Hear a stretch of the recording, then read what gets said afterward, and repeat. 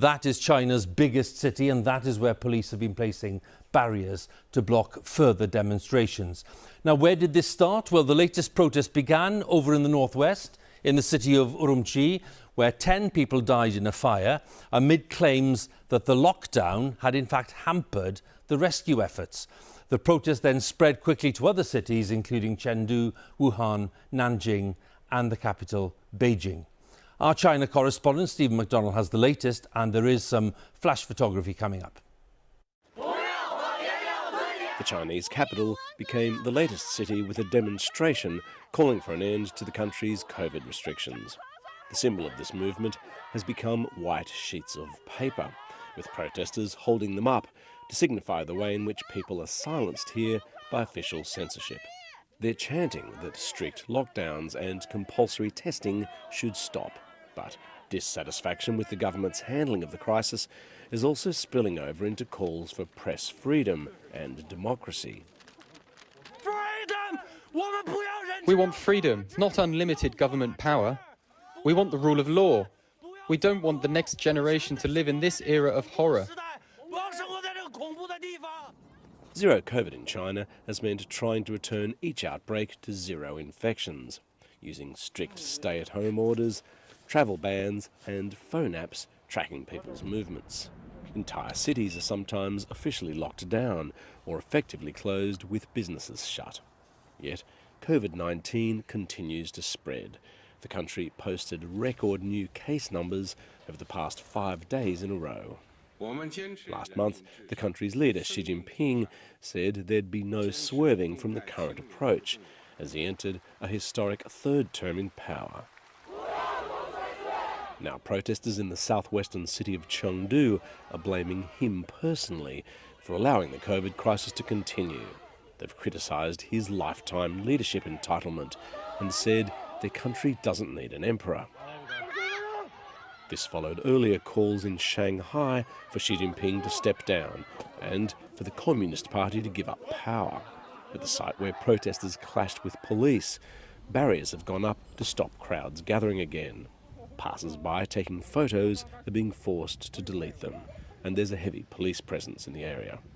Waves of anger initially spread across China following an apartment block fire in Xinjiang last week, which killed 10 residents.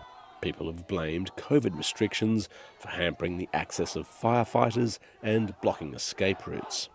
The Chinese government says this isn't true. Forces with ulterior motives have used social media to link the fire to the zero COVID policy, but the local government has combated these rumours and smears. Either way, these protests have unleashed discontent, which has been not very far below the surface. One of the problems in China is that nobody knows when zero COVID will end. If the government has a plan, it's not told people what it is. And so the belief that this could go on forever is causing a lot of consternation amongst the general public. Xi Jinping's administration has had years to prepare for an eventual opening up, but spent that time telling its citizens how lucky they were to live in China. Now, there's widespread unrest, and it doesn't seem to have a clear way out.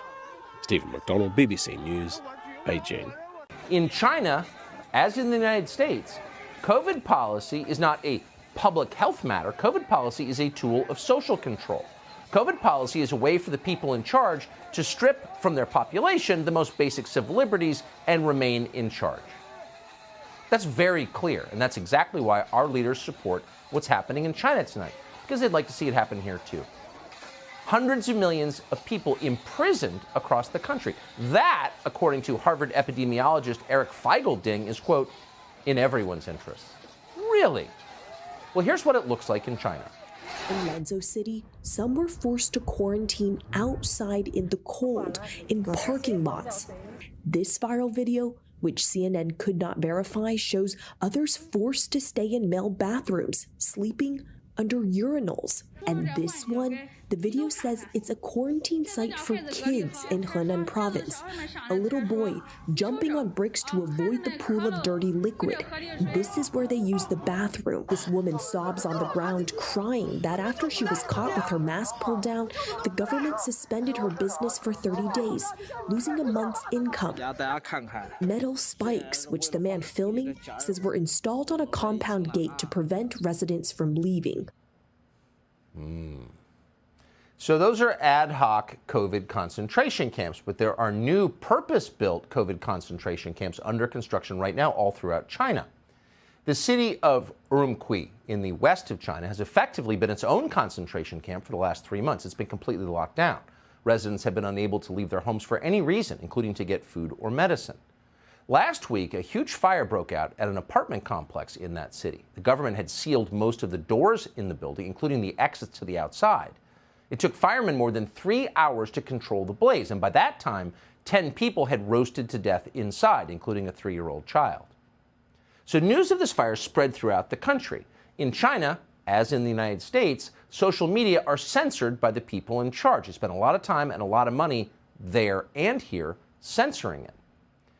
But in the end, it doesn't always work. Outrage has a way of getting through even the tightest filters. So protests began to form across China. And those protests have since grown to become the biggest challenge to communist rule since the Tiananmen Square massacre more than 30 years ago. Here's what the protests look like.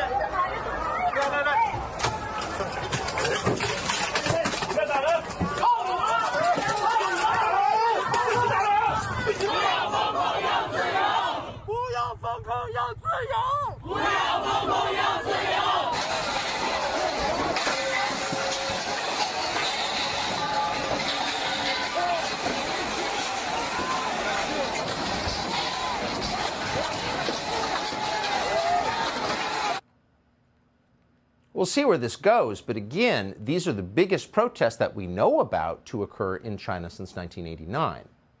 But what's interesting is the reaction in this country. So you watch those clips and you wonder, who could be rooting for the secret police in those clips? How could any decent person possibly be on the side of the Chinese government, against the population of the country, the people, against human rights, against human decency? Who could root for the tank against the lone brave man standing in front of it? And the answer is, unfortunately, some people could be on the side of the tank. Some people could support the oppressors against the oppressed. And in this country, many people do. And whatsoever you shall ask in my name, that will I do, that the Father may be glorified in the Son. If you shall ask anything in my name, I will do it. If you love me, keep my commandments.